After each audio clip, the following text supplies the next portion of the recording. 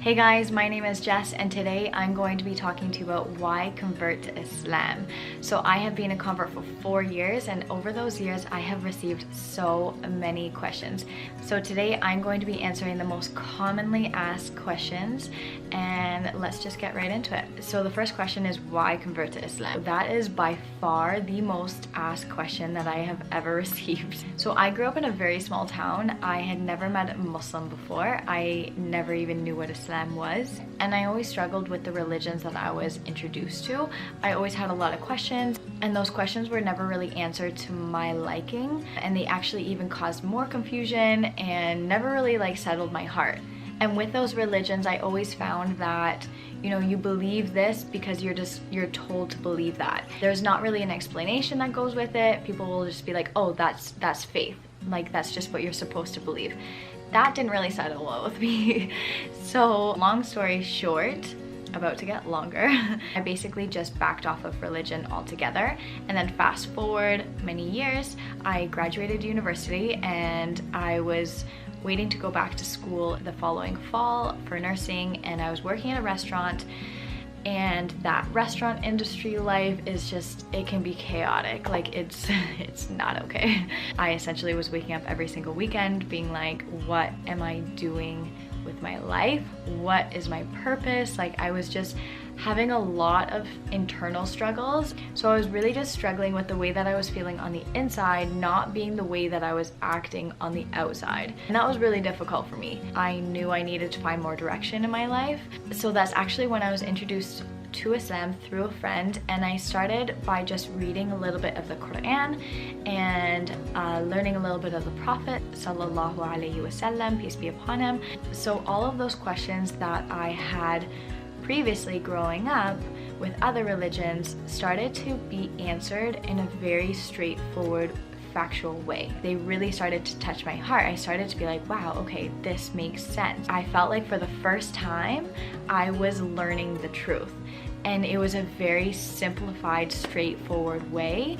It really hit me hard. Besides learning about the Quran and a little bit of the Prophet at the time, I started to meet some Muslims. So the people that I was being introduced to really embodied amazing characteristics. So I started to realize that a huge reason as to why these people were the way that they were was because of Islam. So the Muslim community actually had a really big impact on me and still does to this day, but especially in the days prior to me converting and then also afterwards. So if you want to know more about how the Muslim community helped me and affected me, I do have a video that I will link in the card here. Check that one out if you want to see more. It came down to one night for me, and I had been learning for a little while. I had an experience that I won't really get into, but that was kind of my breaking point, the divide between the way that I was living and the way that I wanted to live.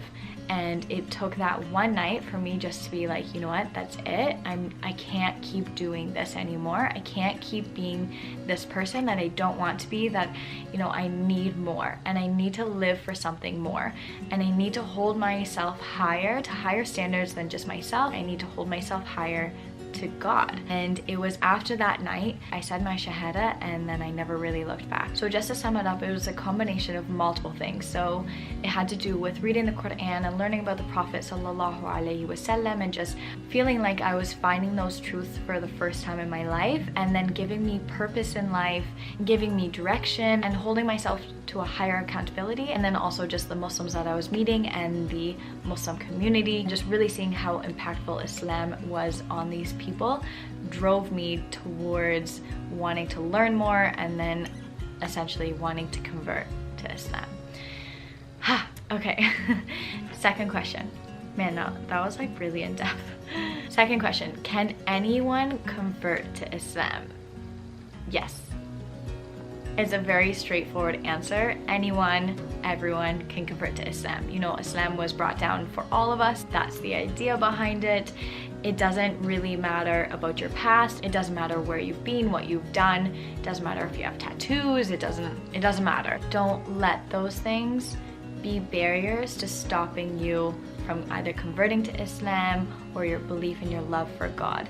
And it is known that when you convert to Islam, your past in the eyes of God is like wiped clean, like you're a baby. And that's such a blessing to think about, that it's kind of like a fresh start. And for me, that's really what it felt like. It was a new beginning for me. You feel like you can get a second chance. It can start with your shahada. So yeah, the simple answer is yes, anyone can convert to Islam.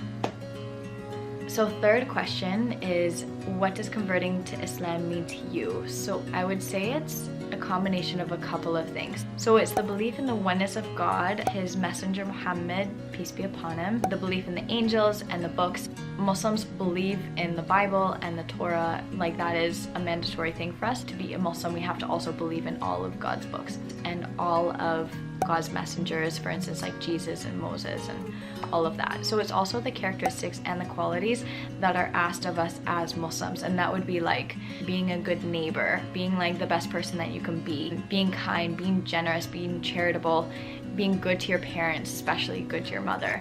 So it would really be like a combination of the belief and then also the characteristics and the qualities that Muslims should embody. That makes sense. You can't really have one without the other. They do go hand in hand. Fourth question, what do you say when you convert to Islam? So it's called your shahada, and your shahada is said in Arabic and then in English. So in Arabic it is ashhadu an la ilaha illallah wa ashhadu anna Muhammadan Rasulullah. In English that would be, I bear witness that there is no God but Allah. So saying that I believe in the oneness of God, and that I bear witness that Muhammad is his messenger. That is what you say, and then poof, you're Muslim. So that's literally how fast it happens. So it is recommended that you do this with somebody, like as a witness, but that could be like your friend or with like an imam. If you walk into a mosque and say you want to say your shahada, somebody would like swoop you away and have that done. Or it can be done alone. Like it doesn't have to be with somebody. God knows what's in your heart and what you've said. So yeah, it's very fast. It can be done in minutes or seconds, I suppose. So the next question is, did you wear the hijab right after you became Muslim? And the answer is no. I put on the hijab 2 years after I converted. I just wasn't ready or comfortable with doing so right after I had converted. You know, it's great if you feel like you're ready to do that, and it's also totally fine if you feel like you are not. For me, I was not in a position where I was ready, and I also just wanted to learn a lot more and just like strengthen my knowledge. It's not a requirement by any means that as soon as you say your shahada, like you have to put on the hijab. That's not true. It's something that I always knew I wanted to do, but it's something that I had to work towards as well. And alhamdulillah, thank God I got there after just 2 years. So I actually have received a lot of questions about the hijab, just in terms of, you know, how do I keep on the hijab as so many girls are now taking it off in society, why I put on the hijab, just a lot of questions. So I figured that because I got a lot of questions, I would just make a totally separate video that was just going to be answering all of these questions alone. And so if you want to see this video and you're also enjoying the one that you're watching right now, don't forget to subscribe down below. I drop weekly videos, so you don't want to miss out on the next one. Alrighty. Okay, this one's a heavy one. How do you stay motivated to pray 5 times a day? I'm just gonna start off by saying we are all human. We're not perfect. Everybody goes through their ups and downs and their struggles, and everybody kind of struggles with different things as well. In saying that, I like to think of prayer like the minimum thing that I can do to give my thanks and show my gratitude and appreciation towards God, as He is literally the one that has given me everything in my life. So I will also say that God does not need our prayer. Praying is for us. So prayer is actually the one thing that can affect your faith, your belief, your iman. So I don't know if you've ever noticed before, but for me, like when my prayers are struggling, my iman tends to drop. I find that prayer is kind of like the glue that holds everything together, and without it, kind of just things start to crumble around it. The things that have helped me stay on track and pray 5 times a day is scheduling my day around prayer rather than trying to fit prayer into my day. Another thing, I've heard this so many times, but I don't feel like it ever gets old. It's such a good reminder in your job. Like if your boss called you on the phone or like into their office, you would either immediately answer the phone or like go to their office right away. Whereas when the adhan goes off and God is calling you to prayer, we tend to delay and we're like, I'll do this and then I'll pray. But if it was your boss, you would just get right to it, right? So just making sure also if you are out and about or if you're traveling, you know, like always finding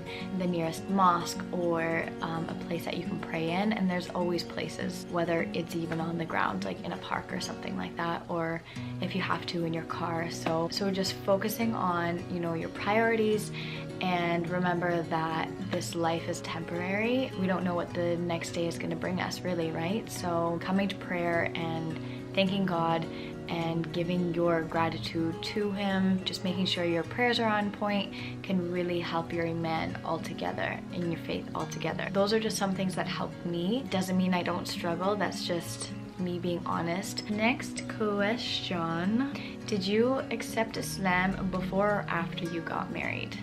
So I just want to get something out there before I answer this question. So I just want to address the idea that, you know, even if a woman has converted after they met their husband, it is not a bad thing. There's so many people that will go on to say like, oh, she just converted for her husband, or she just converted so she could get married to him.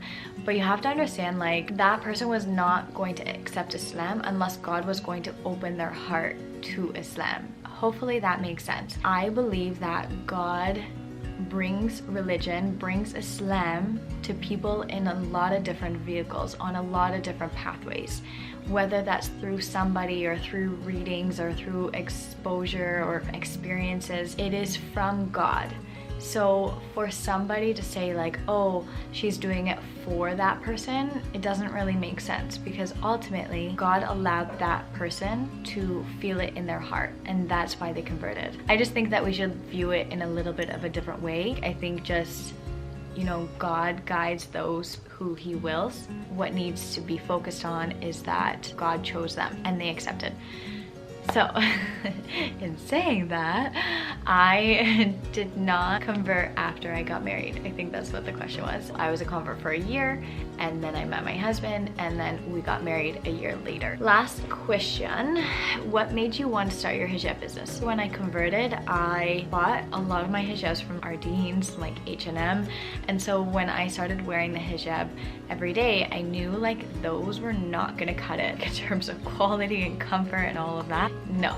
So my mission kind of was figure out how to get my hands on comfortable, stylish hijabs. So myself and a couple of my family members were actually running an online modest clothing store at the time, and we were carrying one hijab that I loved, and that was our cotton. So we actually ended up selling this company, and I kind of thought to myself, I love this hijab so much, like I would wear it myself. I started to ask my family members, like, if I were to have a lot of these made, like, would you guys want them, etc., etc. So it just started like really small, and then just kind of grew from there, and I realized that there was a lot of potential and I was really enjoying it. So I decided to start my website, and that is linked in the drop down section. But as it started to grow, I started to realize I also wanted to give back to the Muslim community that had also given so much to me, and that's ultimately when I decided that I wanted to not just be a hijab business selling just hijabs. I wanted to do more than that and donate a portion of our profits to some type of charity. So that's when I started to look into it, and I decided to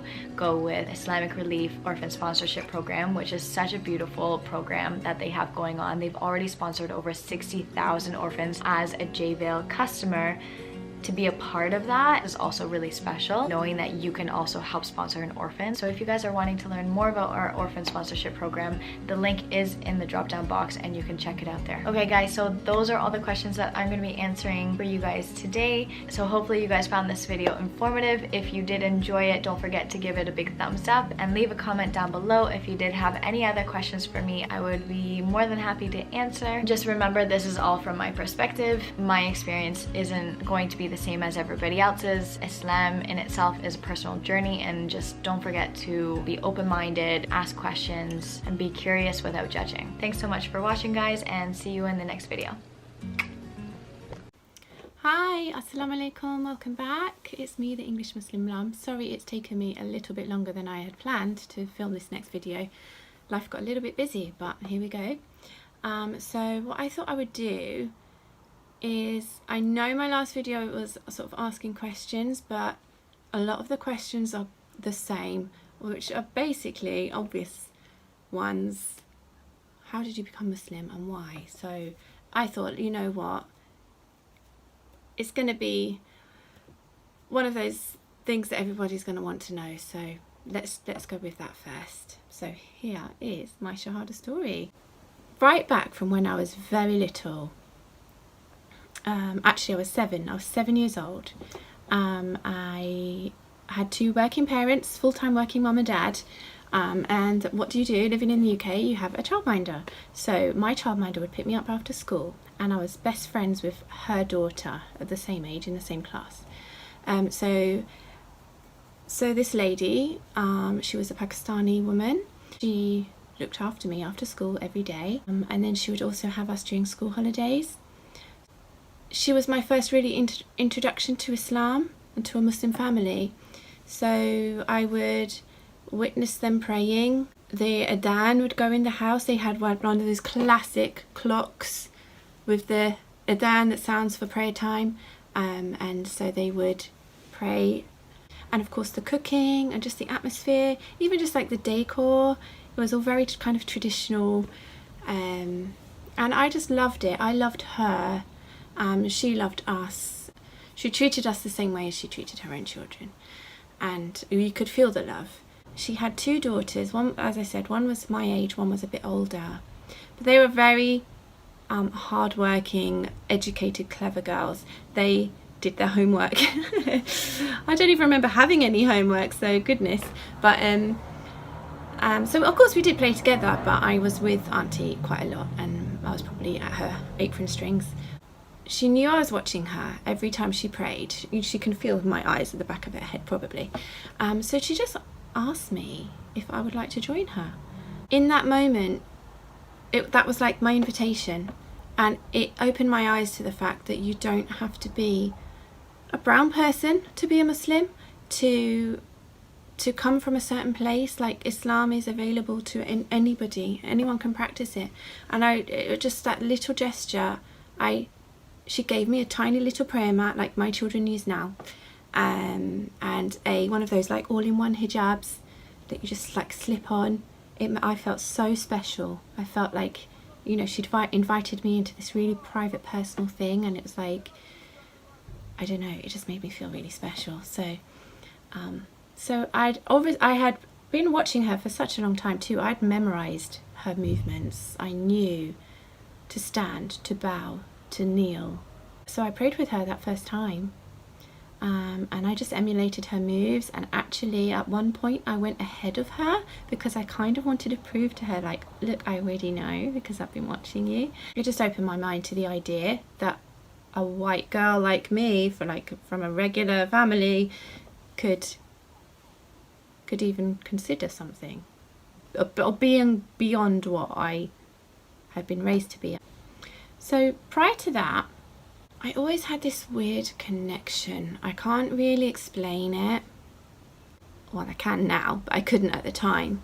But I remember being about 5 years old, and I just had this really uneasy feeling sometimes, and I'd see, like I said, shadows or silhouettes in the window, and then I'd open the curtains, jump out of bed and open the curtains, and there was nothing there. And then we moved house, and this is where I don't want to share too much, but scary things happened. Jinn-like stories, not like full-on jinn stories. I've got so many. Perhaps one day I'll talk about it more. I don't know if it's a good idea. I've heard that it's not good to talk about it. So that's kind of a little side note. So that was yeah. you know, that always led me to believe, or even was quite overtly believe, that there's something more beyond what we could see. Was a bit of a joke in my teenage years that I had a poltergeist, because things would happen, and kind of kept it a little bit to myself, other than to particular friends at college. By the time I was about 16, I was able to speak to a couple of people that I knew would understand, because they were Muslim friends and I knew that that was something they believed in. So I was able to share that. But that's kind of maybe a story for another day, we'll have to see. But it's also really interesting, and I love hearing other people's stories, because I know it's happened to me and I want to know what's happened to other people. So that's a side note. I'm looking over here because I've made notes, by the way, to try and keep me on track. Sort of every step of the way, I seem to have always had one Muslim sister to just sort of hang on to, and they've always been the people that I gravitated to anyway. Even when one friendships ended for whatever reason, there's just been someone else ready and lined up, like Allah's plan, honestly. So then fast forward past college, I'm at work now, and I meet this guy. We met in the February, and the second time I met him, so I'd met him sort of casually the first time, we arranged to meet again. The second time he sort of was quite serious with me, quite honest with me right from the start, and then, you know, things got a bit more serious, and he sort of said to me, you know, look, we need to do this a halal way. I can't, you know, he is very God-fearing, and so that was February, and by April we had our nikah. So that was when I was 19, which is very young in the UK. My parents were slightly concerned, but I always made my own decisions. I was an actual rebel. I was never going to listen to my parents, and they full on knew it. So I think their sort of mentality was, let her do what she wants and she'll come back if it all goes wrong, and you know, and that'll be it. Obviously as well, we'd had a chat, my husband and I, you know, about what was important to me, how family was important. If we were to ever have children, they would have to be Muslim. I completely agreed. And actually during that time when so that second conversation we ever had, and he told me he was Muslim, it was like my heart just lifted. And I just felt this instant trust because he was Muslim. I just respected the fact of that he was so honest as well. I truly believe to this day, and even through all our ups and downs, it was Allah's plan. Allah literally put us together, and that is the be all and end. Alhamdulillah, we're very happy, and 20 years later, we've been married 20 years, and we're extremely happy, so Alhamdulillah. Yeah, so how did I actually become Muslim? Because even at this point, I haven't become a Muslim. I have been married to a man for, at this point, would have been 18 years. He obviously knew that I was a believer of sorts, and I think he always assumed I'd get there one day. Yeah, so actually it was me that held me back. I was the reason I didn't become Muslim, even though I kind of always knew it was the truth. Like I accepted it very early. I can't even tell you when, just over the years. And it was, for me, the idea of submitting to Allah. And I think that's really common with a lot of British reverts, to be honest. The idea of having to submit yourself, to humble yourself, to physically bow your head. You go through, you know, well, isn't it good enough? You know, I'm a good human being. I do my best every day. I'm a kind person, you know. Why should I have to follow this precise explanation of how to worship? But what really did it for me, I ended up getting COVID, and I had it really quite badly. It just made me think, God, you know, what would happen to me? What if I didn't make it? I've got 2 children, I've got family, and what would happen to me if things went wrong? If I don't recover from this, what do I want for my future? You know, what do I want for my future if I'm still here? And if I'm not here, what happens to me? You know, and I just knew. I knew I believed. So I was like, in that 2 weeks sitting there thinking, you know, what's holding me back? Why am I being so stubborn? Really, just COVID humbled me, and it made me realize, you know, there could be an end at any time. You don't know what's going to happen, and I know how I want to be buried, and I want to be buried, and I don't want to be cremated, and you know, all these things. And so I'd had a lot of time, sort of, you know, even during the recovery period, just being on YouTube, which is another reason I want to film these videos, because it helped me so much. YouTube videos, so many people out there with their stories, and people honestly newer than me, like to the religion, people were like hearing about it, and within a year they had taken the Shahada and were new Muslims and starting this new life, and were on YouTube talking about it. And I was like, wow, what's wrong with me? Why have I left it so long? You know, I was living the deen and the life. I was eating halal from the beginning. Like when I met my husband, day one, he laid down the law to me too. No smoking, no drinking, we eat halal, blah, blah, blah. That was it for me. Fine, yeah. It was an inward thing. It was something that was personal to me, and it was between me and Allah. And I knew that he knew that I believed, but seeing other people just be so open and honest, it just made me think, yeah, like, why am I holding back? And I would want my family to know, if anything was to happen to me having been ill, I want them to know what my wishes were, and you know.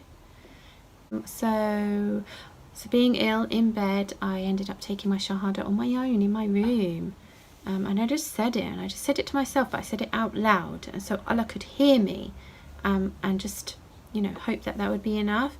And then I had some, like, I think I just had conversations. Did I have? No, I didn't have conversations with my friends, because yeah, it was like lockdown time, and I think I was just like dedicated myself to learning more, educating myself as much as I could. I think there's another thing as well of wanting to be that perfect person when you become Muslim, like feeling like you're not good enough yet, and you've got to wait till you know enough so you can take your Shahada and just be that perfect Muslim. And obviously over time kind of realised that that's not a thing. No, there's no such thing as a perfect Muslim. Like, I just started praying on my own, kind of when no one else was looking and was around. It's like that secret Muslim, even from my husband. I didn't tell my husband straight away. I just, again, I don't know, there's something about saying it out loud still, but I was acting on it internally and just digesting it myself and taking it slow. And yet another thing, that's a thing as well, see, I was like, I didn't want people to think I'd converted or reverted because of my husband. And that's another thing that held me back. I didn't want people to think I was just a revert because my husband was Muslim and I just reverted for him. That's another reason I think I took such a long time, because I kind of almost had to show my family, look, he lets me be me, you know, he's not forcing me. Yeah, it's silly, isn't it? But one day, I think it was Maghrib time, and I was running a bit late, so I'd kind of left it a bit too long, and my husband was going to be home soon, so I decided, all right, I need to quickly make my prayer. But lo and behold, the door rings. My son lets him in because I'm fully in the prayer, and I just decided to allow him to see me, to be honest. So he came in and he was calling my name because, like, where am I? And then he walked into the bedroom where I was, and he just saw me just fully in sujood, and he was probably quite shocked, kind of didn't really know what to say, and just slowly backed out again and kind of left me to it. Didn't say anything, he just left me to it. And then it just slowly became a bit more normal, and it was less awkward, and it just, yeah, and it's just all slotted in. And so now, alhamdulillah, it's been 2 years. 2 years since I've fully practiced Islam. It's been 9 months of me wearing hijab now. So yeah, that's kind of it really. So yeah, that's it for now. I will probably do another, like I said, another video explaining my family's reaction, reaction of my colleagues, kind of how I navigated all of that as well. But yeah, that's it for now. That's my Shahada story. I'm just sorry if that's really long. I have no idea. Hopefully it'll cut it down in the edit. But thank you so much again for joining me. I will do again also another video answering questions that weren't about that. But yeah, that's it for now. So thank you so much. I hope to see you again. Assalamu alaikum. Okay. Okay, what is going on? Okay, that took me a second to get everything sorted out. Ignore the mess behind everywhere, but assalamu alaikum everybody. My name is Emily Bentley. I'm a revert to Islam. I've been Muslim now for how old am I? I'm 26, almost 5 years. So I just wanted to come on today because I was invited by a brother to kind of share a story of being a revert. I'm trying to make this because he like asked me to film it this way, which makes sense. Don't ask about the pillow thing that's going on there. I have no idea. But anyways, he asked me to come on and kind of film a little bit about my revert story and things like that. So I just wanted to share this with you. So I was actually born into a Christian family. My dad's side of the family are Christian, not only Christian, but there's actually like a heavy presence of missionaries / pastors on my dad's side of the family. And my mom's side of the family is historically Jewish, and then she converted to Christianity when I was, I was not alive. When she was 14. So I grew up really heavily indoctrinated in the church. I went to, you know, vacation Bible schools and youth camps and Wednesday night prayer studies and, you know, all of these different things. And ultimately, what I think happened is I just could not find rest in that faith. And I kept asking myself big questions and felt like they couldn't be answered in that faith. And then even if they were answered, my heart felt just a genuine no peace about it. So what I mistakenly did and what I assumed then at that point was that it was just religion. It was an issue with religion and that no religion was right. And I became atheist / agnostic when I was 16. And the next couple of years, I really devoted myself to social justice work and activism because prior to leaving my faith, my whole emphasis on everything was just like, you know, you're a Christian, and that was kind of my identity, and I struggled with it for a couple of years, and then I ultimately let it go. And then it was kind of like, well, what do I do now, right? If my entire life up until this point was believing, you know, in an afterlife and the work that I'm doing on this earth fulfills this goal, and all of a sudden those goals are gone, all of a sudden I had to like stop everything and kind of look in the mirror and decide what it was I was going to make in my life. So I became heavily involved in activism because I believe that ultimately, and this is still true to this day, a lot of the meaning that our lives has comes from the meaning that we give other people. So even if you look at statistics, people who tend to give a lot more or volunteer their time or things like that tend to have a higher measure or report higher satisfaction with their life. And so anyways, I started to do that a lot. And then when I was in college, I started my undergraduate when I was 18. I was working at a department store, and I met a Moroccan woman there, and she kind of became like a mom to me. And so she would bring me food, she would, you know, talk to me about Islam, bring me house plants, and I thought she was really sweet. But again, I had no intention of becoming religious ever again. And actually, I remember the first Ramadan the first time I ever went inside a mosque was during Ramadan, and it was because her family invited me, and I didn't even know that men and women were separated. So I accidentally walked into the what's it called, the brother side, and I was like, wait a minute, there's not a single Muslim woman here. And they're like, no, this is not where you're supposed to be. But anyways, because I've just always in general really loved learning, like one of my dreams one day is to have like a ton of books, like a tiny little library. And some other time I'm gonna have to we'll talk about that. And if you want to subscribe to my YouTube channel, you'll get to hear all sorts of random and interesting things. Oh look, this is my son, so cute. Look how cute this is. This is my son's little homework from daycare. He's 3, mashallah. But anyway, sorry. So my YouTube channel is a Hijabi's Hustle. So if you're not following it, please come and check me out. But where was I at in the story? Oh, so I've always really loved learning, and Naza's faith and life was really interesting to me. Everything that I had understood about Islam prior to that, I just thought that I didn't really think that much about Islam. And then what I did think about it when I thought about it was that it was really oppressive and terrible for women. And I think actually the only contact really that I remember like there's Muslims I went to school with in high school, but I don't remember ever talking to them about their faith. And actually the only real interaction quote unquote with Muslims was reading 1,000 Splendid Suns, which kind of, again, it's a beautiful book, and Khaled Hosseini is one of my favorite writers. I think that's his name. Anyways, if that's not his name, forgive me. But incredible writer, and this is not to diss the book at all, because it's a powerful work and it's amazing, but it really kind of just, again, made me have this idea that Islam was violent and oppressive towards women. And then I met this Moroccan woman, and she was so happy and so joyful, and she seemed the opposite of oppressed. And actually she was trying, her and her husband were concerned about her wearing hijab in America because of the fact that people were starting to get more violent. It was such an obvious marker of faith. And so she so wanted to wear, her husband was like, you don't even have to wear hijab, but she so wanted to wear hijab that she would find different ways to disguise it, as like a cap or in a scarf around her neck or these things like that. So I was like, well, if it's so oppressive, why is she so dedicated to it? So this caused, I don't know what that is. Oh yeah, that is actually just it. So anyways, moving swiftly on from that flaw I just pointed out. I wanted to learn about it because I was like, whoa, she doesn't seem really oppressed. She actually seems really happy and kind. And so, how is this an option? So I just started to learn about Islam for the sake of learning about Islam. And then I started listening to the Quran because she would recommend it to me. And I had no idea what it was saying. To this day, I don't speak Arabic. So like there's some words that I know, like katab and, the words to Al-Fatiha, but for the most part, I don't understand it. But it brought me this great sense of peace.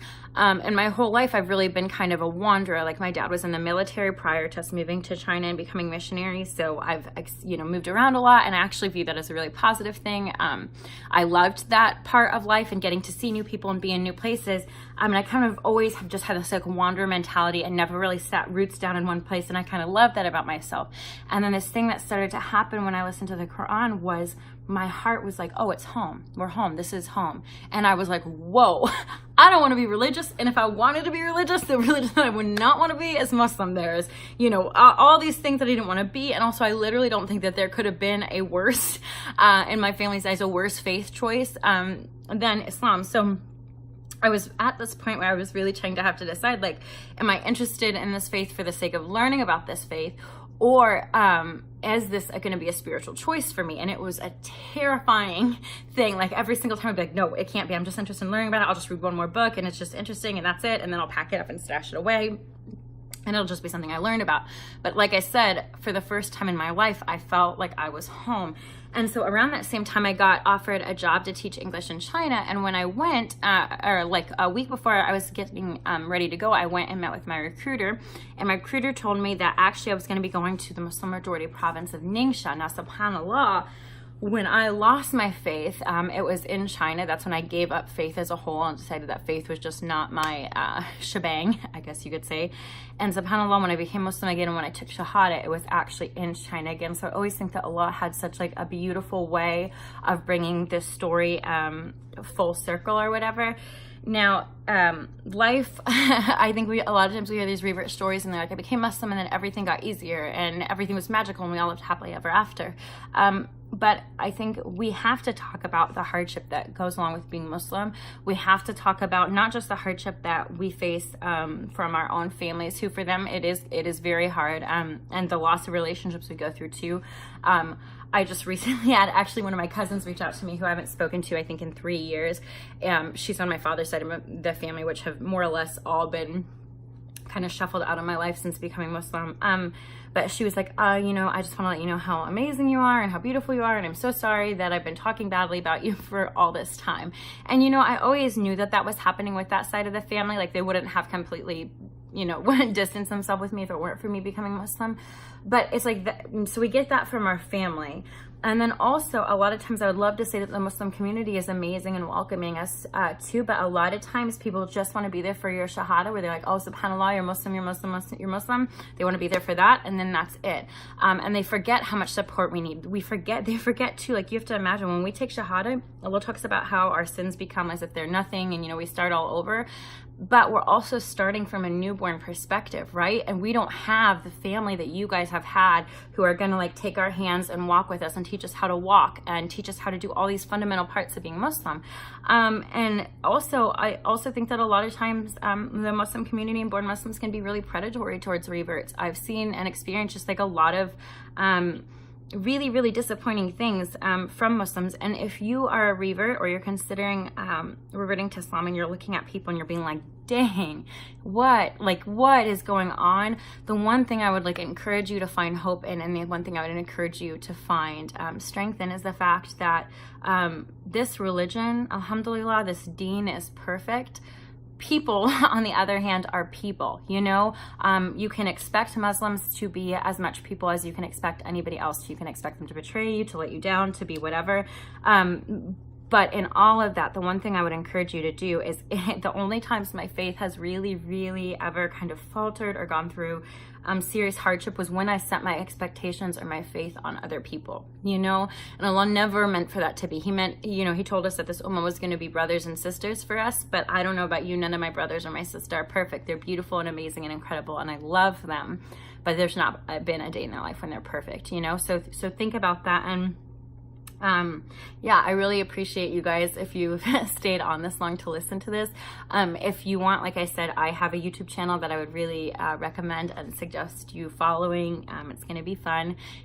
It's terrible editing right now, actually no editing, let's be real, and I'm just new on this platform, so I don't always know what I'm doing, but it'll be a fun little adventure as we all sort it out together. And then I also have a blog on Facebook you can follow, and it's called A Hijabi's Hustle, because it's a hustle out there, let's be real. Okay, Assalamu alaikum, jazakallah khair, and thanks for watching. Here it is. This is my story on how I became a Muslim. I was born in a very typical Finnish family, I think. We were Christians, but we were not religious. Like, religion wasn't a big part of our lives. And my parents never taught me and my brother about religion, basically anything.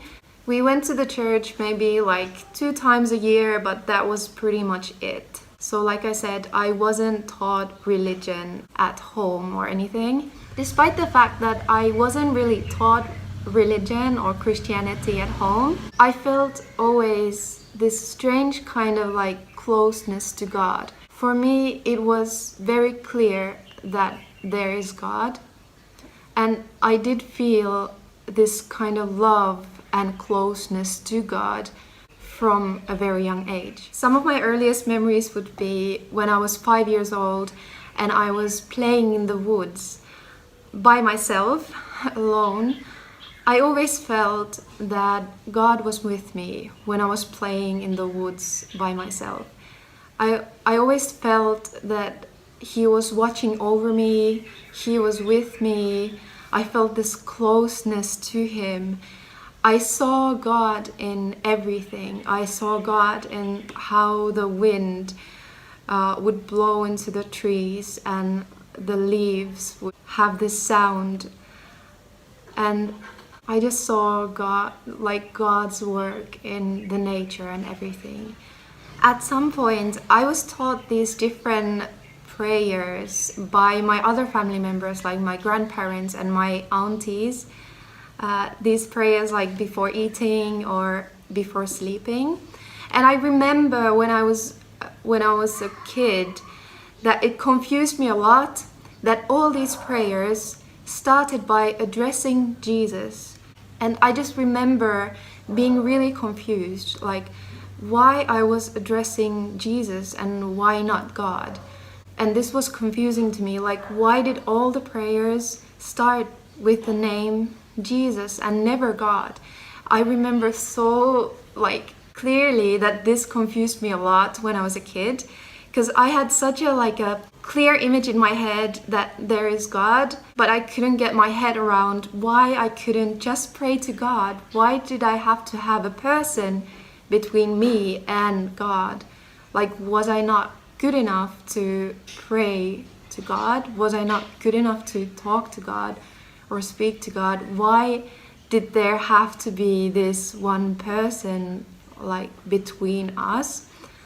So anyway, I remember that being very confusing to me when I was a kid. When I got to elementary school, obviously they started teaching us religion in school. And I remember the more we studied about Christianity, the more I felt disconnected from it. I never agreed with Trinity or like God having a son, a'udhu billah, it just didn't make any sense to me. But I always did feel this closeness to God. So I thought to myself that maybe I don't really need religion. I can just believe in God in my own way. So I don't have to really be bothered about religion and Christianity and all that. Anyway, I was bullied very badly at school, in elementary school. It started kind of out of nowhere. Just suddenly, I think 4th or 5th grade, suddenly this group of older students, they started bullying me. And the bullying became like every day. They called me like all these horrific names all day, every day, wherever I was. They would come to the bathroom if I went there. There was no place to hide from them. It was brutal, absolutely no mercy from these kids. But I could still handle it, and I was taking it quite well because my family was so awesome. I had a very good family life. My parents were like really fun and outgoing, and we were often going like traveling, and we had so much fun together, and we had this safe home environment. So I didn't mind the bullying that much. I was still handling it quite well at that point. Anyway, so then I got into junior high school, and suddenly out of nowhere, my parents got divorced, just suddenly. And the divorce process wasn't like a one-time thing that happened, but it was an ongoing process of almost 2 years. And it was very painful for all of us, for the whole family. It was just going like back and forth, and the secure, safe home we had until then, it kind of like just broke down, and it was like I didn't have this safe home anymore after that, because our life after their divorce, our life was really unstable, and there was a lot of things happening at home. My mom moved away. I had lost the safe home environment in that point. The bullying continued because it was mostly the same people from our elementary school. They came to the same junior high school as well. I was bullied quite badly in school every day. And I remember I felt so trapped in that situation because I didn't have any safe place to go to anymore. From then on, I felt that I didn't have a home and I didn't belong anywhere. I felt very disconnected from the world and from people. I felt that I was so strange because I was always a deep thinking person. Like I had all these questions about this life, and I had all these big thoughts and hopes and dreams, and I felt like no one else was thinking about that stuff. And I didn't have the support of a family anymore, because my family was basically at that point was just broken, and we were just 4 broken people, me, my dad, my mom, and my brother. So I just felt really trapped because I didn't have any safe place to go to. So I used to go to the church sometimes. I would just go there and I would just cry my eyes out. I would just sit there for hours sometimes and cry, and that was my escape from the world. That was so horrifying at that point, I think. And alhamdulillah, I always felt close to God, and I feel that my belief in God was the thing that got me through all that. Anyway, but because of that, I grew up very quickly, and by the time I was in senior high school, I was already working. I was already living in my own apartment. I was very independent at that point already. My dream was to study psychology and become a psychologist. So after my senior high school, I immediately applied to one of the universities to go study psychology. But I didn't really prepare enough for the exam to get into the university, so I didn't get in. And because I didn't get into the university, so I decided to go traveling. I wanted to go travel the world, or not even the world, I just wanted to go somewhere and to find some answers. I've always been a person who's had these questions, like I always wondered like why God created us and what's my purpose in this life and what I should do in this life and what's the purpose of all this. And I had all these questions, and it wasn't enough for me to just work at a regular job and just pay my bills and only do that. I always felt that I have this bigger purpose and I need to find something. I didn't know actually what I was looking for, but I felt like I need to find something, some answers, something, anything. And maybe because what had happened before, I always, like I said, I felt really disconnected from people. I didn't feel I belonged anywhere in a particular like group or in a particular place. I felt that I just didn't belong anywhere.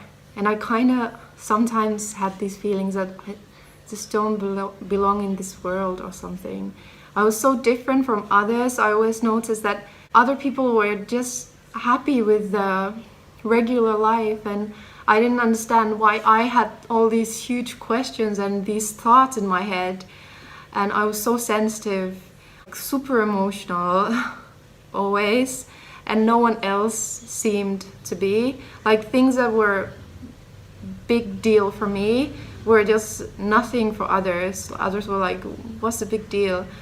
And for me it would be a huge thing. So I had all these questions and I just wanted to go somewhere, run far away, look for anything basically. So I went to Indonesia because in the late 90s my dad used to work in Indonesia and he would always tell stories about Indonesia. So I picked Indonesia. So I went by myself, alone, traveling, and I fell in love with Indonesia. The first time I came here, I noticed that all the people, regardless of their religion, it didn't matter if they were Christian or Muslim or if they were Hindu or Buddhist, all people seemed very spiritual and religious, and they would, like Indonesians, would love to have long conversation with you. They would talk for hours about life, about God, about spirituality, about anything. And I loved it. I loved how connected they were with their spirituality, and I just fell in love with Indonesia. I felt not necessarily belonging, but I felt more at home in Indonesia than ever in Finland, because Finnish people are not spiritual at all. Religion and spirituality are a huge taboo, and I probably never even told anyone that I believed in God or that I had always had this kind of like I had always felt this closeness to God. I probably never even told anyone because it's such a taboo. You can't talk about this stuff with Finnish people. So anyway, because I liked Indonesia so much, I decided to move to Indonesia and do anything, just take some study programs, something that enabled me to live here. So I took this like a course, a 6-month course studying Bahasa Indonesia, the Indonesian language here.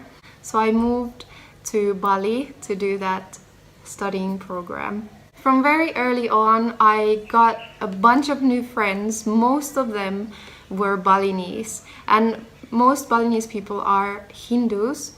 So I got into Hinduism. I mean, I became really interested in Hinduism because of them, because they often took me in, like, with them to the temple, to their ceremonies, and I was like involved with Hinduism all the time. So I got really interested in it, and I bought a book in English about Hinduism in Bali, and I started learning Hinduism. And it didn't take a long time that I was already like praying with them in the temple. I was taking part in ceremonies. I was making the flower things. If you've ever been to Bali, you know what I mean. I was already making those. I was praying. The first thing I noticed when I started learning Hinduism was that the Vedas, the sacred writings of Hinduism, say that there is only one God and that there is no picture of that God, but it's just one God. So I thought that maybe this is my religion because I believe in one God also. Anyway, so I was learning Hinduism, I was studying, I was also like traveling around a lot. And after this course was over, so I just stayed here in Indonesia. I was going around, I was in Bali and then going to Sumatra, Malaysia, Singapore, Hong Kong. I was doing modeling, I was singing in a couple of TV shows and just doing basically anything, living this life of freedom, just doing anything basically and traveling around and meeting a lot of people. And I was still reading a lot about Hinduism. But after a while, something happened. I noticed that the more I started to know about Hinduism, the more complicated it got. Like, the more I knew, the more difficult it was to understand. Like, the more I knew, the more it started to not make sense. You know what I mean? So I thought to myself, that it's okay. Maybe I can be this person who just knows about all the religions, and then I have my own way of praying to God and I have my own way of believing in God. Because I always, in my mind, it was so simple. In my mind, it was always just one God, me and God, and that's it. I just want God. I don't want there to be like all this other stuff. Anyway, those were my thoughts. I remember watching the film The Life of Pi, and I was like, maybe I can be like Pi. I'm just going to take a little bit from every religion. After deciding that, I realized that there's, like, I knew something about Buddhism already. I obviously knew about Hinduism, about Christianity, and then I just realized that I didn't know anything about Islam yet. So I thought, because of the film, I thought that I want to know something about Islam, because I had these huge misconceptions about Islam, and I did have a very negative image of Islam also at that point. I thought that Islam is probably like all the other religions. Probably Muslims pray to Prophet Muhammad sallallahu alaihi wasallam. Astaghfirullah. Like the Christians pray to Jesus alayhi salam. Oh, I'm so confused talking about this now. But that's what I thought back then. I was like, it must be just the same as every other religion. There's all this other stuff. And I thought also that Allah is some other God, some new different God from actual God or something. I don't even know what I was thinking. And I also had a very negative image of Muslims because I saw Muslims often in the Indonesian TV and in the Indonesian TV shows, and they had these TV shows when they were fasting in Ramadan. And I remember watching it when I was living in Bali, and I was like, these people are crazy, man. I was like, in my mind, if you're fasting, it should be for God, and why do you have to like make a big deal out of it in TV in front of all these people? Like, what kind of religion teaches this? Like, what kind of religion teaches you to go on the national TV and go like all loud about how you're fasting and how you're doing all this worship? I was like, what does this Quran teach to people? And then adding to that all the news about terrorism and all that, I was like, what is this religion? But I felt I wanted to know something about it just because I didn't know anything about it. Anyway, at that point, I had been living in Bali for about 1.5 years, and I finally got into a university in the UK to go to study psychology. So I moved to the UK and started my studies, and I remember so clearly, it was one of the first lectures that we had, that they said straight away that there is no such thing as soul. There is no such thing as soul, and we are merely these physical, biological beings. So just forget about that. And I remember being like, oh no, like, I can't agree with that. I was like, of course the human being has a soul. It was so strange to me. It was straight away then and then there I got these bad vibes of, oh no, this might not work out. During my studies also, I came back to this issue time and again, because it was always like this science of psychology trying to explain human behavior and explain the human mind. I don't think they even called it mind, because they can't prove that there is a mind scientifically, maybe. I don't know. Studying about the psychology of a human being, but denying the fact that we are spiritual beings, and denying the fact that the human being has a soul, has a heart, I felt was a cause of the science of psychology not being complete.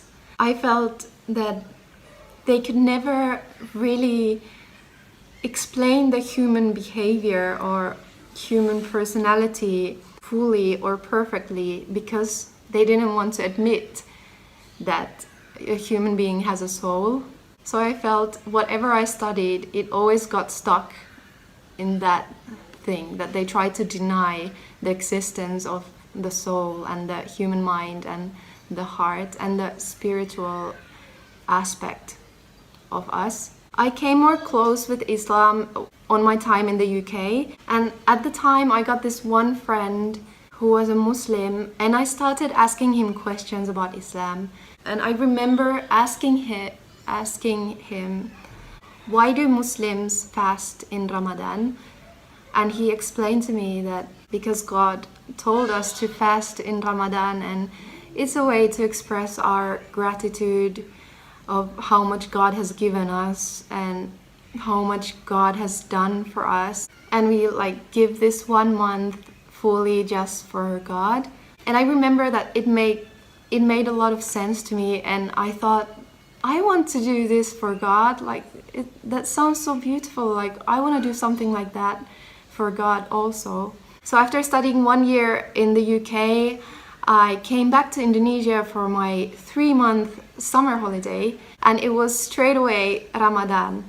So I started doing the Ramadan fasting, or I tried to do it. I think I got some days done, not the whole 30 days, but some days I could do it, and it felt amazing, and it felt also incredibly hard, very, very difficult. And I thought that these Muslims, they have a very strong faith, that they are so strong that they can do this for 30 days, and they seem fine, like they're still working and functioning normally. Like, I was like, these people are very strong. Anyway, after that Ramadan, I went to Malaysia, and then I went to Sumatra to do some traveling there by myself.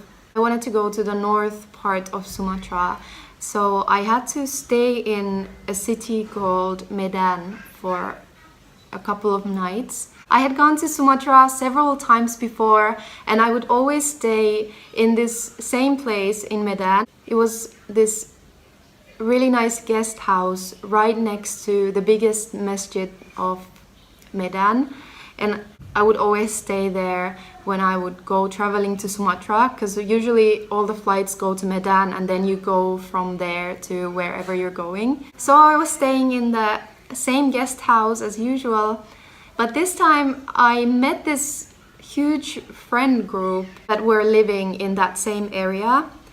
There was this big family who owned the guest house, and they were all like cousins and friends together, and then there were like some other friends who were living like their neighbors. It was basically just this group of very like fun people.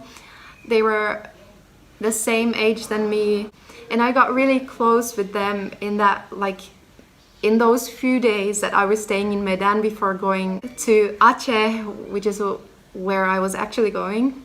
After my traveling, I came back to Medan and I stayed for the last month of my holiday there in Medan, just with these people, with this friend group.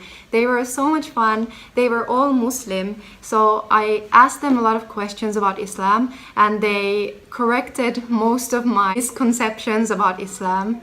They told me that Allah is just an Arabic word for God. So Allah just means God. Like any other religion, it's the God. That's what it means. So I was like, all right, okay, that makes perfect sense. And all their answers made perfect sense to me. I asked them if the Muslims worshipped their Prophet ﷺ, and they said no. The reason why there is no pictures or paintings of the Prophet ﷺ, so that people would not worship him in any way. And I was like, oh, I remember that. I knew that there could not be any pictures of the Prophet ﷺ, and this made perfect sense to me. I was like, that makes so much sense. And it just all became more clear to me. During this 1 month, we just talked a lot about religion, about Islam, and we were just like enjoying life. We were this young group of people. It was so much fun. I felt so happy at that time. So by the end of my holiday, I made this decision that I would quit my studies in the UK and I would move to Indonesia and just do anything, everything, just chase my dreams and look for all these answers that I've been longing for. So I decided to quit my studies. I went back to the UK to work for a couple of months and save up money, and then I came back to Indonesia, and this time I moved to Medan, and I was living in the same guest house next to the biggest masjid of Medan. And even though I knew a little bit more about Islam, I still didn't feel like I need to become a Muslim right away. I thought that I will probably just learn some more, I will study more about Islam. Maybe if it's my thing, then I will like convert to Islam, maybe like after a year or something. This was going on in my mind. So I didn't have a plan to become a Muslim at that point or anything. I just wanted to follow my dreams and live my life and be with this amazing friend group that I had in Medan at that time. Anyway, so let's just leave it there for this video, and then inshallah on the next video, in the next part, I will tell you what happened. Just suddenly this one incident that happened that made me want to take my shahada almost immediately, almost then and there. Inshallah, I will tell you about that in the next part. Thank you for watching this part until the end. See you. Assalamu alaikum wa rahmatullahi wa barakatuh.